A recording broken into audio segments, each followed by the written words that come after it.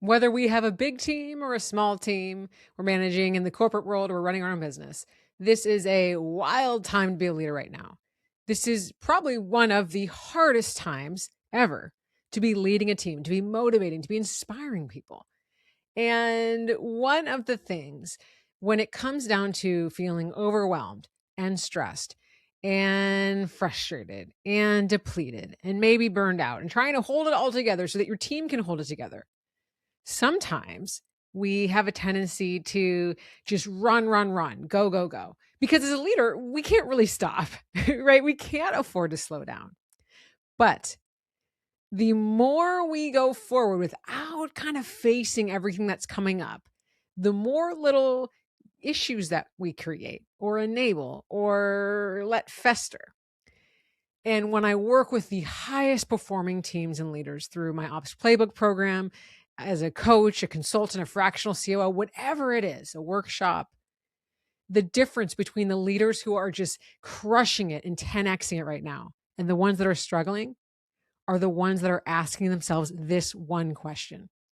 And this question, what we're going to talk about in today's episode, is going to transform your life as a leader, because it's going to get you to look inward, to not be blaming and saying everything's about your team and you're not dealing and it's all everyone else's fault. It's to stop, even for 2 seconds, 2 minutes, and ask yourself the question that's going to unlock everything. Now, what question is that? What am I avoiding right now?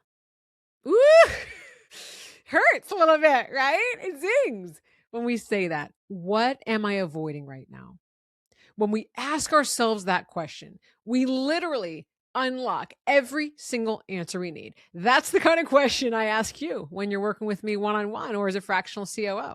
That's the kind of question I empower you to be thinking about, and I ask you to think about every single day when you're feeling frustrated, because that is going to change the game. I'm Leah Garvin, and this is the New Manager Playbook podcast, where I'm on a mission to make managing your team the easiest part of your job. And actually, one exciting thing is starting next week, I am rebranding the show to Real Talk Leading Small Teams. Because one thing we know, we're not, whether we've been managing for 5 minutes or 15 years, I think the new manager concept can feel like, it's my job's bigger right now than simply kind of being that manager. We want to look in terms of leadership. And this conversation today is really helping us bridge that and think about this in a bigger way.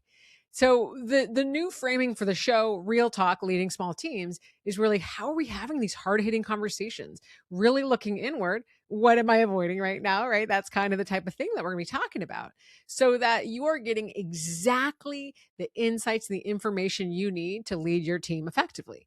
So same thing, we're going to be talking tools and exercises and stories and case studies, all of that.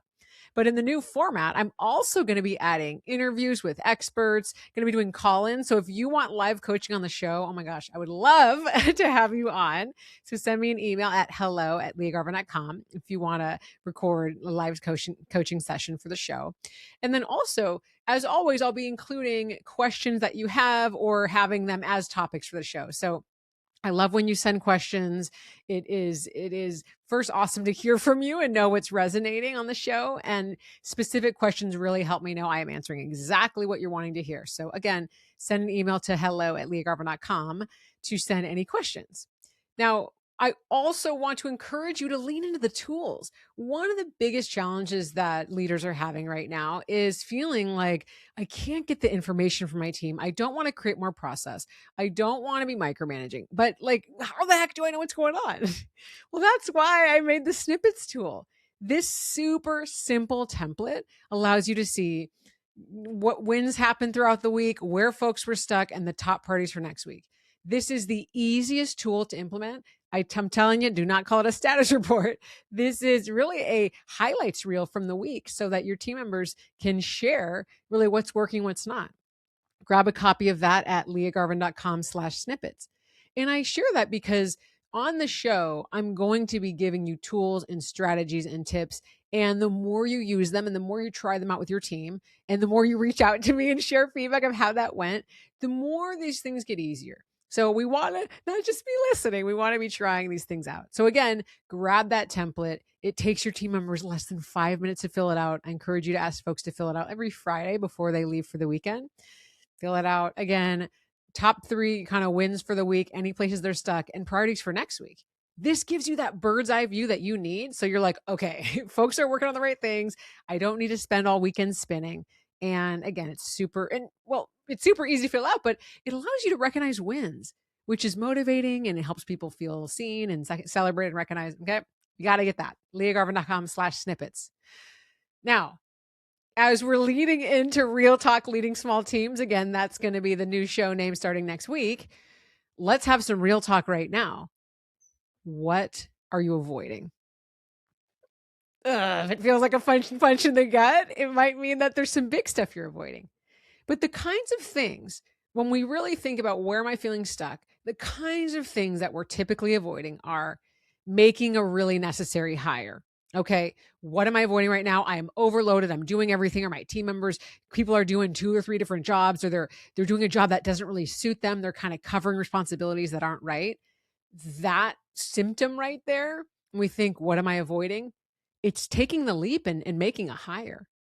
And it's scary to make another hire. Hey, if you don't have headcount, you've got to go in, you're a corporate manager, you've got to go advocate for that and fight for that. And it's make a whole business case and all this stuff. This can be pretty stressful and intimidating. If you're a business owner, you've got to actually create money, revenue and money to cover that overhead. It is scary. But when we are avoiding hiring and instead trying to fill the gaps between you and your team members, or just having responsibilities fall through the cracks, you are slowing yourself down from the growth you could achieve. You are shooting yourself in the foot. And that's why when I said this episode is about actually, 10xing yourself and growing your revenue and hitting your goals faster, this one right here is going to help you get there. Because even if you're investing in a senior hire, and that's going to be a significant financial investment, the idea is that that person can really open the floodgates on revenue potential. And so I want you to think about when there's bottlenecks around bandwidth and getting work done and responsibilities falling through the cracks. And again, the big one really is when you have people that are doing a job that they're not crushing it in, right? A lot of times small business owners will have someone pick up, take on a little marketing, take on a little ops, take on a little bit of this. And those people aren't experts in that. And they're doing okay. But if you had that powerhouse marketing person or that powerhouse operator that could just kind of get all your systems dialed in, that would accelerate your growth. So the question there, what am I avoiding? Making the hire, taking the leap, figuring out who I want to hire. And if I hired someone that wasn't a fit in the past, figuring out what I learned from that, what didn't work. These are the things that we've got to face head on. And these are the kind of questions that I help you solve when you work with me, because we have to figure out what is under that. You don't want to make that hire. That could be all different kinds of reasons. And especially if you've had some folks that didn't work out in the past, that makes you nervous, right? Rightfully so. You don't want to make the same mistake again. It's expensive, it's painful, it's stressful. So we figure out how to really make sure, what worked, what didn't there, so that you don't feel like you can't make another hire. So that's all around kind of the bandwidth. What am I avoiding right now when it comes to, I'm folks are working on the wrong things, or I'm pulled in the weeds. We might be avoiding making a hire. Another thing that comes up, what am I avoiding right now? Having the hard conversation. Feedback is hard. It's the hardest. Giving feedback to someone will be defensive, will come with all this, these BS things that they're saying, well, you did this and this, and they're kind of like, it's just like, it sucks. Or you just don't want to hurt someone's feelings, or you love your team member and you feel like, I don't want them to feel embarrassed, whatever it is. All of that is, I am avoiding being uncomfortable. See that literally, this is real talk, right? This is what we're doing. This is what we're doing here. You're avoiding feeling uncomfortable. And when that is the challenge, now we get over that hurdle by learning how to give feedback, by being empathetic, by actually making time to have a meaningful conversation, by thinking about what is this going on with this other person right now? What might they be experiencing? I did a workshop a couple years ago for a team of engineering managers, and one person asked a question, hey, I like when feedback's really direct and really hard hitting, like it's annoying my team members don't want that. And I said to him, like, Well, too bad. Like the feedback isn't about how you would receive it. It's about how they would receive it. And if you're avoiding because you don't like someone's reaction, you got to think, well, we got to figure out how to get through to that person because it's not about how you would respond. It's about how they would respond. If you're avoiding because you're scared someone's going to quit, the question is that person a fit? If there's critical feedback they need and you're worried they're going to quit when they hear it, well, what are you settling for? What are you allowing to continue? What are you showing your other team members is okay? So these kinds of things again, and we work through this, that understanding, oh gosh, I'm avoiding being uncomfortable. And I'm empathetic and I'm avoiding seeing someone else uncomfortable because I don't want to be not liked. I don't want the person to leave. I don't want all these things. We're avoiding having that hard conversation. It's uncomfortable and we're avoiding giving that person an opportunity to actually have a great reaction, have a positive reaction, actually have a tough reaction and then come back around and say, hey, I really needed that. Thank you. So that's a huge one too. The third one am I avoiding right now, and there's an infinite number of them, so we could talk about this again on the show, is I'm avoiding actually leading my team. So when I talk to leaders and they're saying, I shouldn't have to have these conversations. I shouldn't have to give the feedback and I shouldn't have to be assigning the work. And people should just know. They should just, they should get it. I hired good people. I want them to be self-starters. When we are just assuming everyone should, we're avoiding taking responsibility for being a leader in the first place. And I'm not saying that to throw shade. I'm saying that it's actually really, when you realize that, you're like, oh, okay, like there's a little bit of foundations that I can do. I can set some expectations. I can give some feedback. I can make sure we have clear systems and SOPs so we're tracking work and folks know what's going on. I can communicate the priorities better. When we realize that, oh, I'm actually avoiding the leadership foundations, well, now it's actually very straightforward of what we got to do. Have some one-on-ones, make sure folks kind of have a sense of their career paths, right? That's going to really be driving engagement, motivation. When we realize we've been avoiding leading, we can turn that around very quickly. And I would say that one I think is it can feel big, ambiguous, hazy. It's like, well, what do you mean leading in general? Like I thought I was doing that. But we think, okay, what are some of the essentials? And those are the things that I talk about on the show. Feedback and delegating and setting expectations and following up and follow through and recognition and all of the tracking work, right? All of these kind of team operations, management essentials. When we aren't doing those or we don't have anybody on our team doing that, so maybe we're the CEO and we don't have managers that are actually performing those functions, then it is on us.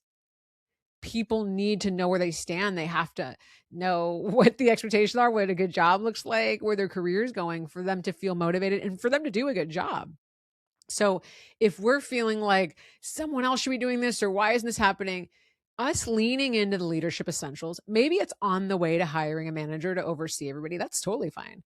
But when we aren't getting what we want out of our teams, that's what we got to come back to, getting back into leadership foundation so that folks have management on the team.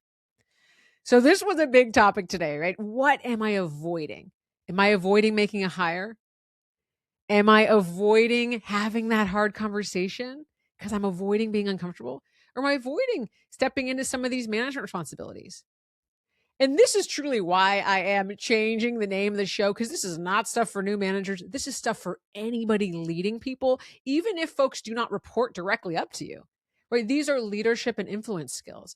And when we figure these things out, we can scale ourselves so much better.